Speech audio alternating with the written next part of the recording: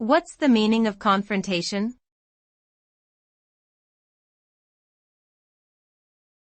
Confrontation.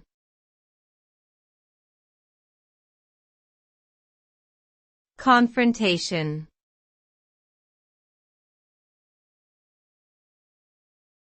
Confrontation.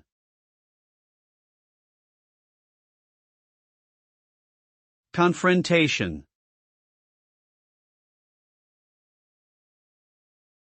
Confrontation refers to a situation where two or more parties are in direct opposition to each other. It often involves a verbal or physical altercation, and is usually an attempt to resolve a dispute or conflict. The result of a confrontation can vary depending on the severity of the situation and the attitudes of those involved.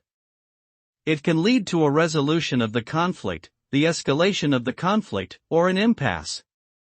In general, confrontations are not ideal and should be avoided if possible, as they can lead to negative consequences for all parties involved.